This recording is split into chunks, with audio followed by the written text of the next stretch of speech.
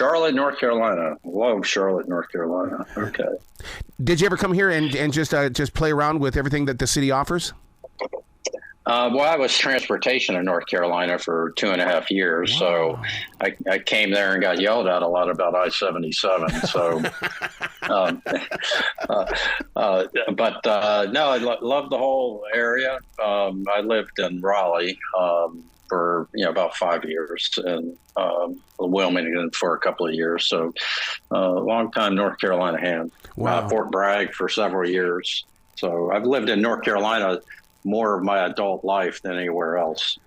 Well, it's such a beautiful area, and you're right about I-77. It's worth getting in an argument over it because, I mean, so many people. I'll tell you, that's how you can tell a true Carolinian, and that is that the people that knew before I-77 was created and what they had to do to move around. And now you look at it going, I just, wow.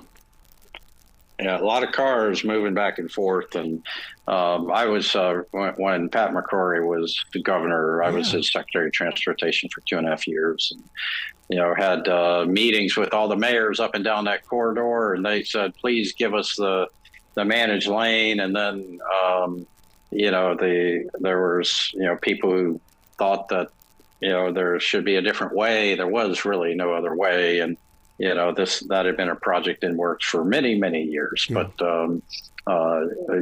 now I was down there, I'm on the board of a company in Huntersville, and, I'm down there quite a bit now, and certainly seems to be working to some degree anyway. Wow. You bring up the governor. I was his DJ every time he ran for mayor. And so we would always have our parties together. And to this day, Pat and I see each other. And he's just a guy. He's just a regular guy who likes just being a part of making decisions. Was it easy to work with him?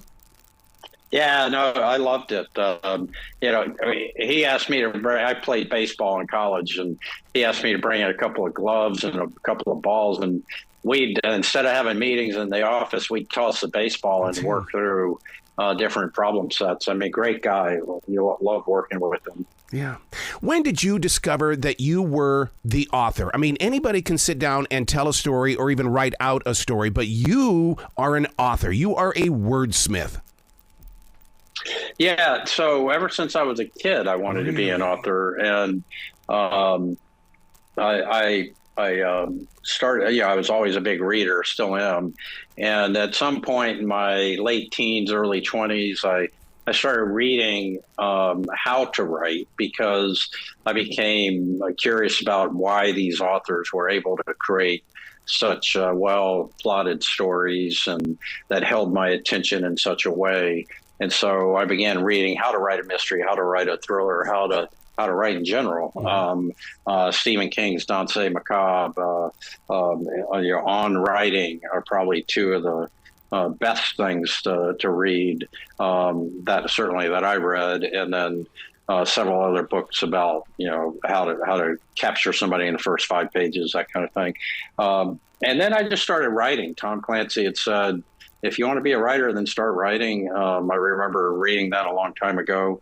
And so I just started writing. And when I still have spiral notebooks before PCs and dating myself. My days at West Point, I'd sit in my bed at night and I would, write these stories in freehand. And then I have all those spiral notebooks, and then they became sort of the foundation for the first series of books. Once the PC or the Mac was invented, I got the basic software, word processing, and just began writing, and certainly made it easier to write and store and update. And, my first 4 books, essentially, I wrote in the evenings when I was active duty, and just stored them away. And then I met Brad Thor, a big author in the thriller genre, and he introduced me to a publisher who liked the books, like that I had 3 or 4 completed, signed me to a deal, and off we went. And when the 3rd book in that series, Hidden Threat, was in Barnes & Noble on the new releases, Scott Miller from Trident Media Agency, which I guess nosing around there, and he called me up and said, "Hey, do you have an agent?" I said, "No, I don't actually." And he said, "Let's do it." And Scott's been a great agent. He got me. I've done 16 books. It looks like I'll do another 2. And that's, all Scott's work, negotiating these deals for me. What listeners don't understand about being an author and writing books is the amazing amount of time it takes to put a story together. Because, my last book took me 2.5 years. That's time I'm not going to get back. How do you feel about that experience when you with 16 books? That's all time. Were you journaling? Were you doing things just to make sure that you didn't lose what was going on around you? No, I think... I use a Mac, and so in that little yellow notes function, if I have a good idea, if I see something in a newspaper, I take a picture of it, and then I suck it up through my iPhone into that. And I'm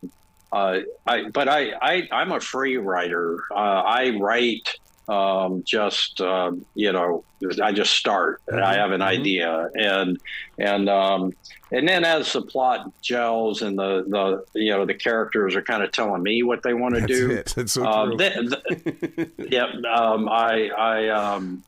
I then frame out a little bit of an outline. This next book I'm working on, I've done a more significant outline, but just because I felt like, given the plot and the editor asking me to do something a little different, I needed to be a little bit more diligent in outlining. So I have, and I've got a pretty good outline per chapter for about 40 chapters for this next book. But Phalanx Code, I've been writing every book a year for the last 15 years, and so 6-7 months to create the first draft.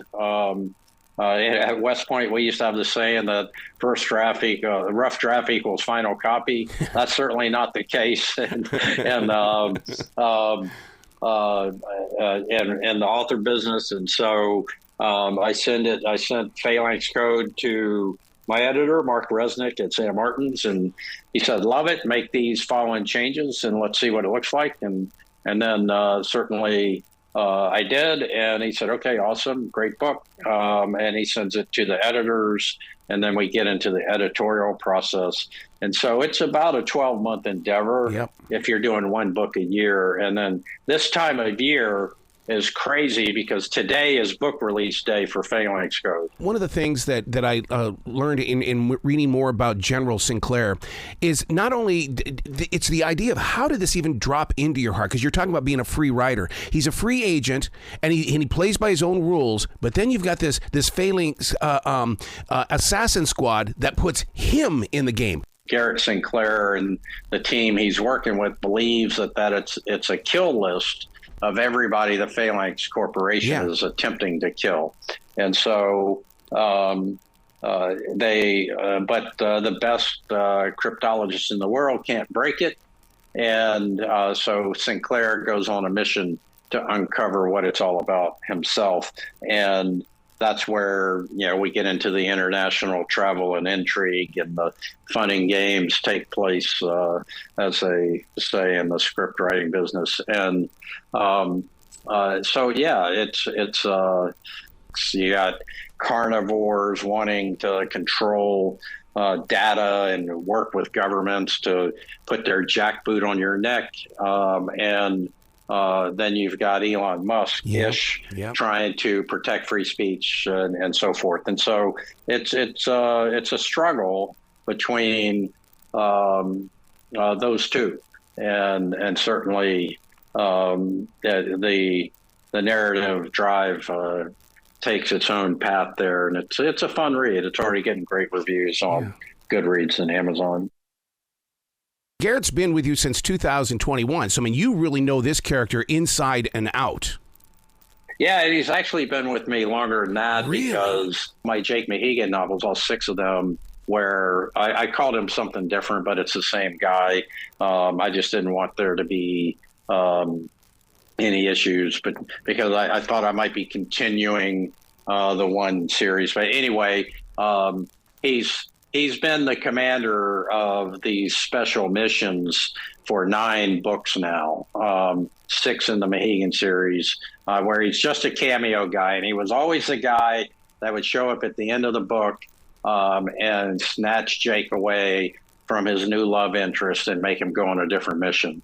And so he's kind of a hard ass in that regard. And Mahegan and he had a love-hate relationship, but Jake makes a big comeback in this. I kept getting all these emails from my readers saying, bring Mahegan back. And so I talked to my editor, and he said, yeah, go for it. And so Jake has a central role in this story, as does the entire universe of people. It was fun from my Jake Mahegan series, and then obviously from the Garrett Sinclair series, because it's really all the same group of people thematically. It's the same, and certainly these characters I know very, very well. Wow. Now, when you're putting these characters together, do you ever act it out away from the book so that you can get a real general reaction of what people will do, or is it all created right inside that imagination first? It's for me. It's I have the characters begin to do what they've done, and I could have plotted out something, and it happens every book, and the character it's like almost talking to me. It sounds crazy, but says, no, I'm going to do this. And so that's the beauty of writing, I think. It's there's that art to it where you can scientifically do an outline and prepare, and there's a little creativity in there, of course. But then when you're actually writing and you're letting the characters flex a little bit, that's to me the fun part. Yeah. And then you discover something new, and you have these eureka moments, you have these epiphanies that like, oh, wow, here's this. If all this was happening, then this would certainly happen, and I hadn't even thought about that, so I need to incorporate that. So, it's and the reverse happens too. I get so caught up in the story. I wrote in Direct Fire, a really, really great story in the mountains of North Carolina there, and I have Jake Mahegan doing a squirrel suit jump, and I forget to put a parachute on him. We corrected that, but he comes in for this perfect landing as if he's like a glider or something. But I get so caught up in the moment sometimes that I forget some key aspects, and readers will let you know in a heartbeat. Oh, for sure, as they should. See, this is every bit the reason why when I go to schools to talk with students, that I realize that teachers really want them to read books, but I want those students also to be writers, to use their own imaginations and put it to work on a computer or just get a sheet of paper. But your passion for it is just it's very it's effective. Right. For me, the love of writing keeps me writing. Yeah. It's even though I'm being paid to do it, and I enjoy doing it. It's a passion. It's like being any kind of artist, a painter, a musician, a writer. Anything in the creative field. You've really got to love it to do it well, I think. And so far, I haven't stopped loving it. And I talked to an author last night, a well-known author who came to my book signing down here last night in Palm Beach. And he's taken a pause. He said, I quit loving it. And that's the right thing, right? And so, because your readers want your level best effort, because they're paying, $10-20 for entertainment, and they deserve $10 or $20 worth of entertainment. And that's just the way it is. Wow. All right. Now, so here's the next step of the book series. Do you want it to be on Netflix as a movie on a big screen, or do you want a 12-part binge watching out of these books? I'll take either. I've had a lot of I've had a lot of film interest. I've had a lot of streaming interest, and I think politics got involved. When I got hired by President Trump, a couple of things went away. Yeah, which is fine. I don't begrudge anybody. The political environment in the country right now is something that I'm really concerned about. We've got to quit defining people by their worst moment instead of celebrating their best moments. We've got to quit branding and labeling. We've got to quit this dehumanization that's going on. It's happening, and it's intentional, and we've just got to stop it. And I don't know how to stop it. I was always a solutions-oriented leader. People make mistakes, and you move past that, and you continue to live your life. And it's we're in a really tough spot right now, in my opinion. So I think that we can. If we could all step back and say, what are we doing? Nobody's getting out of here alive. Why aren't we all trying to, be better, do better, be better citizens to help one another? That's, to me, the real issue. And it's just not, maybe too far gone. I think, all of these social media venues where you can actually tap into people's mind, they call it the hive mind and all that kind of thing. You see, the best of humanity and the worst of humanity. And it's really, really ugly. Mm-hmm. All right. And where people can opine and do opine about things. And you say, how could someone be so fresh, celebrating somebody's death just because they were on the other side of the political aisle? I mean, there's families, there's children, there's parents, whatever involved here, and the finality of all of that. But people do, and then that makes you question humanity alone, and that's part of Phalanx Code. That's Garrett Sinclair's struggle is this political division in the Phalanx Code that he sees in the country. Yep. Is it worth it to go put his men, his family at risk? Should he help this Project Optimus to protect, supposedly protect individual information? What does Phalanx Corporation mean to him? And certainly there's a family secret in there with his grandfather that's involved. And so how does he reconcile that? Should he sacrifice more for an ungrateful nation, what he perceives to be an ungrateful nation? And certainly one could draw the conclusion that given, the political climate today, there's not a lot of gratitude for those young men and women that are out there serving. There's not a lot of gratitude for the law enforcement officers that are, quote unquote, being defunded. There's not a lot of gratitude for the Border Patrol officers that are being overwhelmed, on the southern border. So you could, so I tap into this culture, the pop culture, if you call it, kind of where we are today, and try to pull that in an apolitical way. I'm not prophesizing any kind of politics. I'm not telling people how to think. I'm just painting the backdrop that is out there today, and people can, get into that, or they can disagree with the backdrop. But I think I do a pretty good job of. I mean, it's indisputable that we're a very divided country. I had a conversation with someone the other day that certainly, if we had 9/11 happen today, I don't know that there would be the unanimity that we had back in 2001. Right. I think that you would have a large portion of the country celebrating an attack like that on Wall Street, on the defense establishment, on our capital, and on our government. So and that, to me, just 20 some years later, is a pretty sad commentary. Wow. General, you got to come back to this show anytime in the future. The door is always going to be open for you.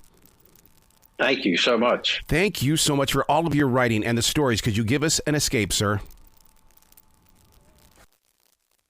Thank you. I appreciate it.